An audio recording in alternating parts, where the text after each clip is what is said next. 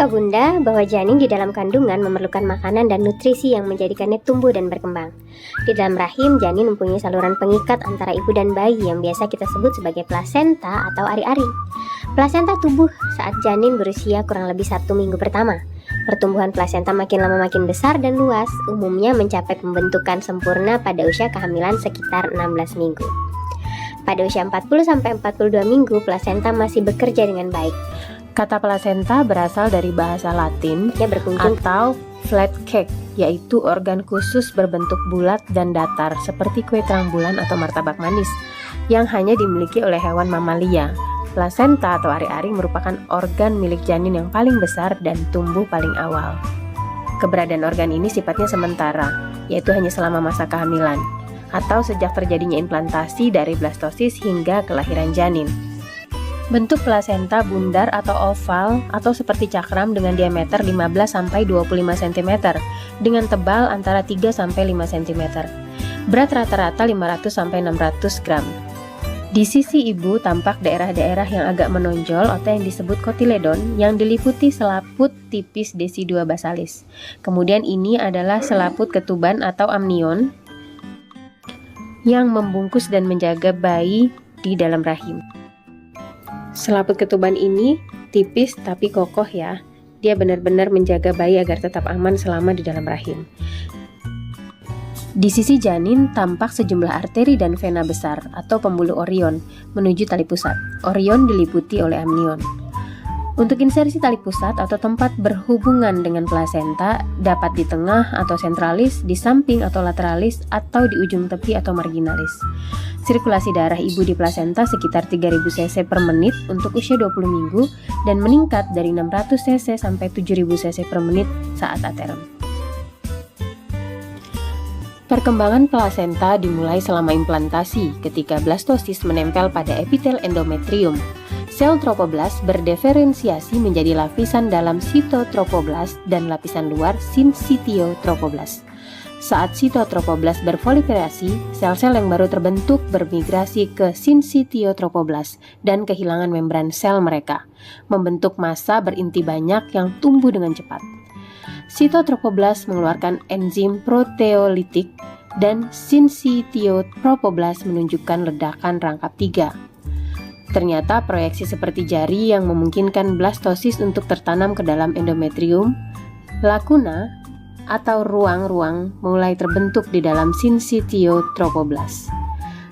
Saat sinsitiotropoblas ini mengikis pembuluh darah dan kelenjar endometrium, lakuna menjadi penuh dengan darah ibu dan sekresi kelenjar. Lakuna terisolasi menyatu untuk membentuk jaringan yang melalui darah ibu, mengalir sehingga membentuk sirkulasi uteroplasenta awal.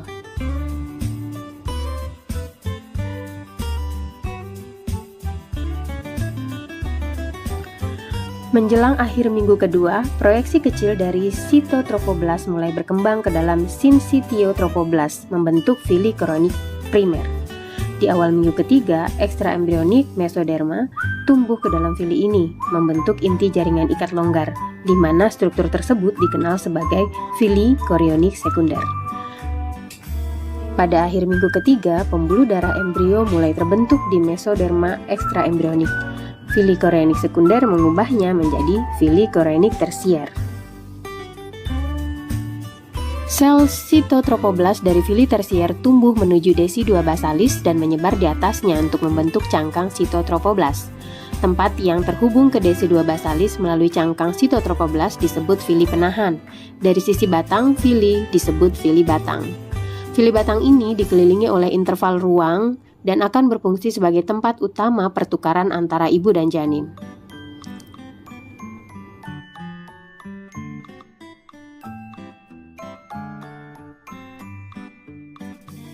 Pada minggu keempat, aliran darah janin terbentuk dengan darah kotor diangkut plasenta dari janin melalui arteri umbilikalis berpasangan.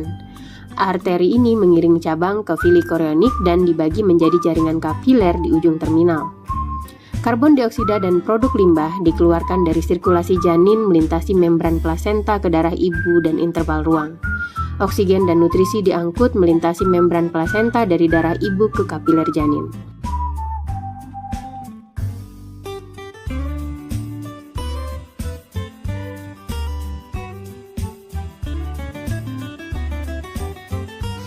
Darah janin yang teroksigenisasi berjalan kembali melalui vena yang bertemu untuk membentuk vena umbilikalis tunggal yang menuju ke janin.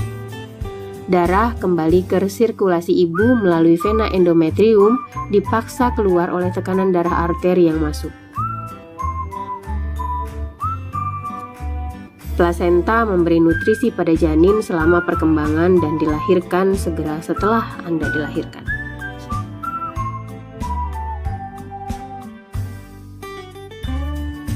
Macam-macam plasenta.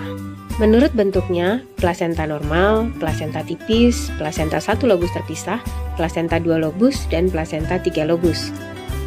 Sedangkan berdasarkan dinding rahim, plasenta normal, plasenta akreta, plasenta inkreta, dan plasenta perkreta.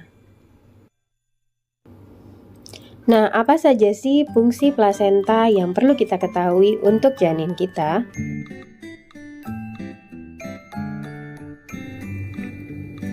Satu, menyalurkan oksigen dan nutrisi. Saat hamil, apa yang ibu makan dan minum adalah sumber nutrisi utama bagi bayi.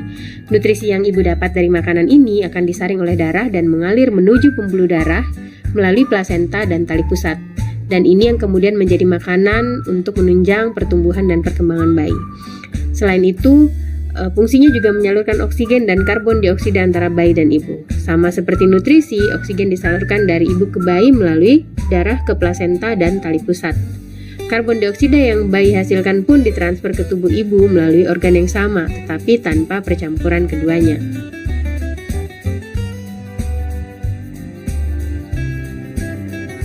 Dua, menghasilkan hormon penunjang kehamilan. Plasenta juga berfungsi sebagai kelenjar untuk menghasilkan semua hormon penting yang berhubungan dengan kehamilan. Hormon ini membantu menjaga kesehatan kehamilan, merangsang pertumbuhan rahim hingga mengoptimalkan ketersediaan nutrisi untuk perkembangan janin. Tak hanya itu, hormon yang penting selama kehamilan tersebut dapat mencegah kontraksi rahim dan persalinan dini, serta merangsang jaringan payudara untuk persiapan produksi ASI. 3. Menyaring zat berbahaya.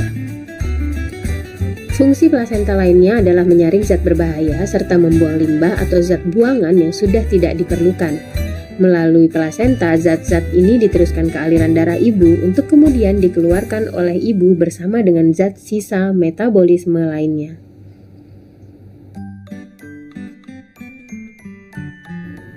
4. Menyalurkan antibodi. Antibodi IgG dapat melewati plasenta sehingga memberi perlindungan pada janin dalam kandungan. Penyaluran antibodi ini dimulai pada awal minggu ke-20 usia kehamilan dan pada minggu ke-24. Sayangnya antibodi yang lain seperti IgM tidak dapat melewati plasenta, oleh karena itu beberapa infeksi yang didapat selama kehamilan masih bisa berbahaya bagi janin.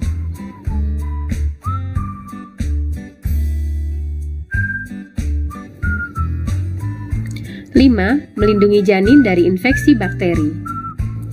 Pada beberapa situasi, plasenta dapat membantu melindungi janin dari infeksi saat berada di dalam rahim. Jika ibu hamil mengalami infeksi bakteri, plasenta mampu melindungi bayi dari infeksi bakteri tersebut. Namun, dalam beberapa kasus, infeksi virus yang serius, plasenta mungkin tidak bisa memberikan perlindungan yang efektif. Sebelum lahir, bayi mendapat antibodi melalui plasenta. Antibodi ini membantu memberikan perlindungan kepada bayi dari berbagai penyakit, dan saat setelah lahir hingga beberapa bulan awal kehidupannya.